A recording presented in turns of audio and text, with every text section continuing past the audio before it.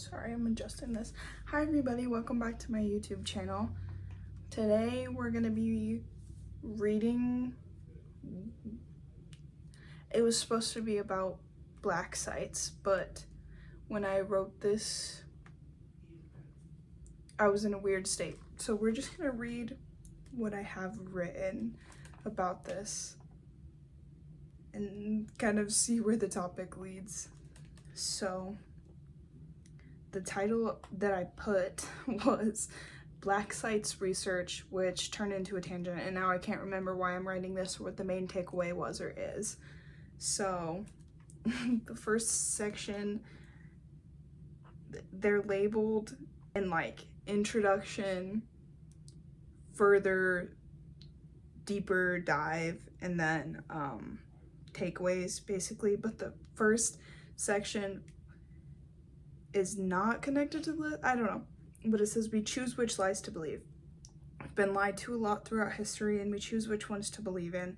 The funnier part in that is the access to education is so limited across different socioeconomic backgrounds that we are convinced others are crazy for knowing less or more than we do. Some only seem to comprehend those that come from the exact same situations that they do. This appears especially prevalent between classes. It is hard to connect someone who cannot empathize with struggle the same way it is hard to comprehend something you've never been taught. Don't know what that has to do. Before the intro, I don't understand this writing. Anyways, then we have the intro. It says, a while back I saw a video of urban exploration and the video was saying something along the lines of, I discovered so-and-so black site. The top comment was someone saying, no you didn't or you wouldn't have uploaded this. That prompted my research and writing. Upon first research, there's two main writings that stood out to me. One talked about Obama making black sites illegal and the other one was about Trump bringing them back. That article about Trump was 2017. I don't know, not off the top of my head when the Obama one was written. The focus I got out of that first was that this occurrence was seen as separate or necessary rather than being seen as torture. It's all a matter of perspective, so it matters to know how to dissect a thought. And then written in emphasis is the image painted is not often in reference to the entire picture. And then diving deeper, figure 1. Again, I don't understand how I wrote any of this, or like I don't understand the sections of how I wrote any of this.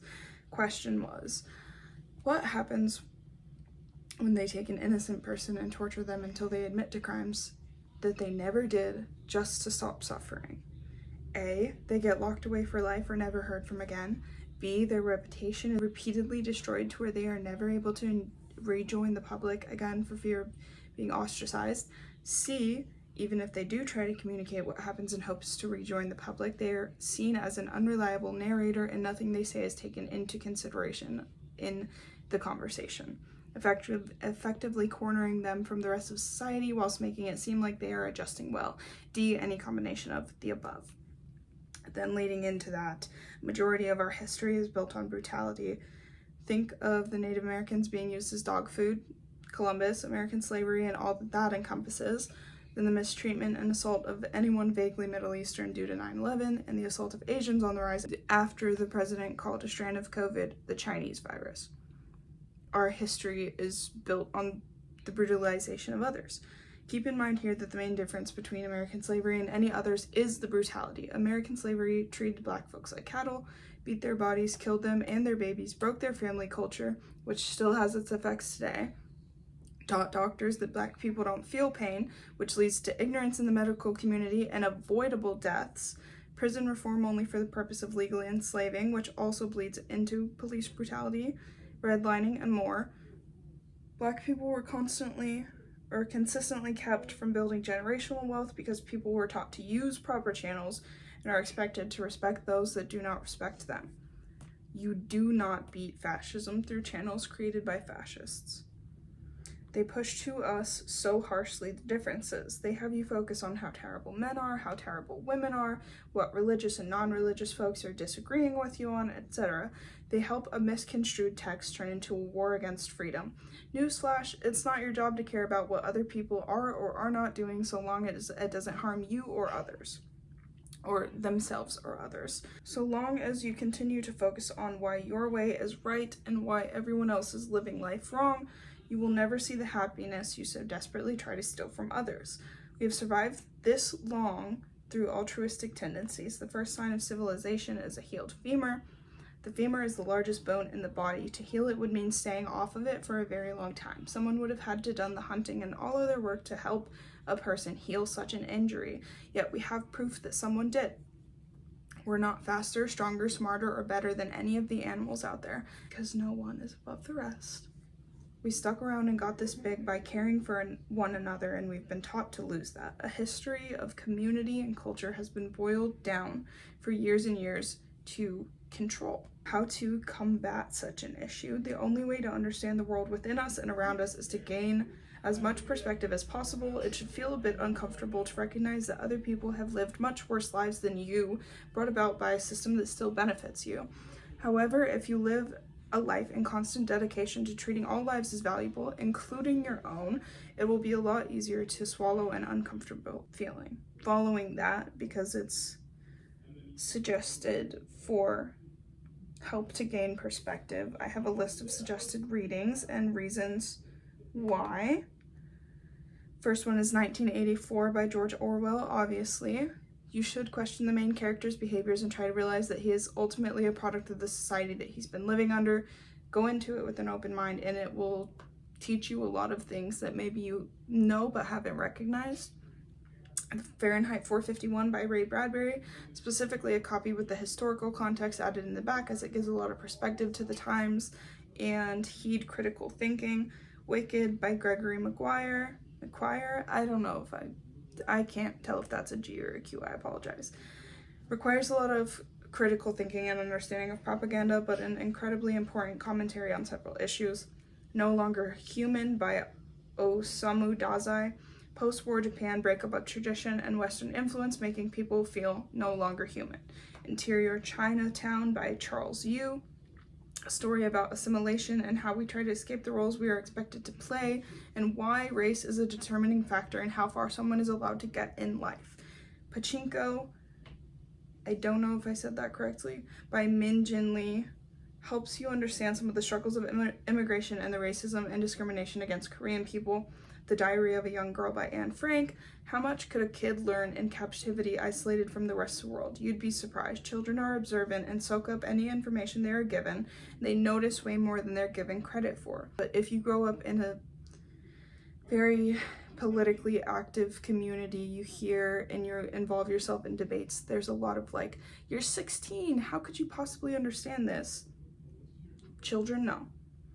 Maybe some of it could be beneficial to stopping mistreatment in current times.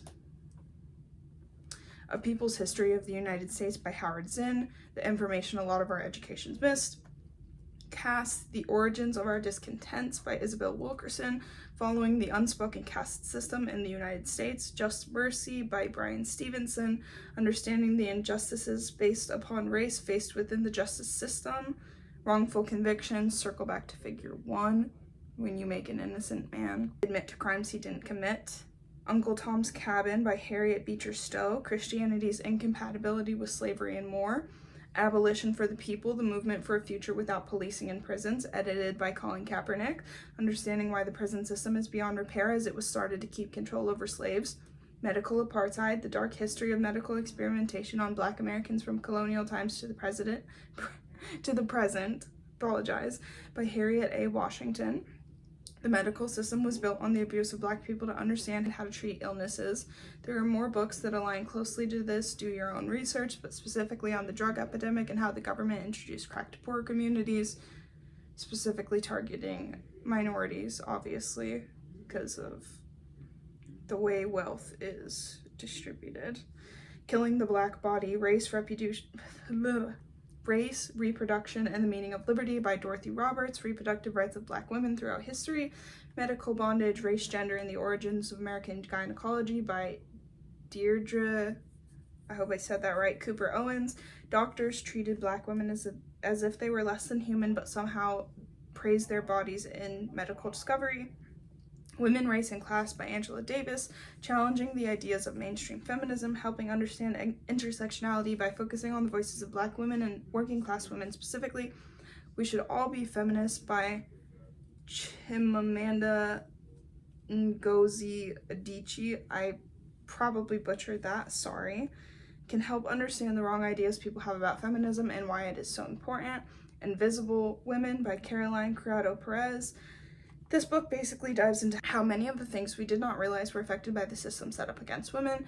We should learn to want to disable the systems even when they benefit some, because they do not benefit all. Thinking back to a previous writing, it isn't that you shouldn't want good things for yourself, but that you should want them for everyone, because we all deserve to eat. Men Who Hate Women by Laura Bates, looking into the rise of extremist misogynistic groups in online communities. The Yellow Wallpaper by Charlotte Perkins Gilman, Struggles of Mental Illness, Gender Roles, and Living in a Patriarchal Society. Crucible by Arthur Miller. Quote, a political policy is equated with moral right and the opposition to it with diabolical malevolence, end quote. They did not burn witches, they burnt women. Educated by Tara Westover, Overcoming a Survivalist Mormon Family and How Education is Crucial to Growing Your World Perspective, literally hitting the nail on the head with why I'm encouraging you to read certain books, so it only seems appropriate that that one was our closing point. And I'll include my sources for the previous writing in the description, but they're only sources on the information about Black sites, and everything else was written just through stuff that I remembered or personal experiences. So if that was really random and made no sense and followed no linear path to the end reasoning, that's why. I was incredibly sleep deprived. Have been for a while. But anyways, thank you so much for watching, and I will see you guys in the next video.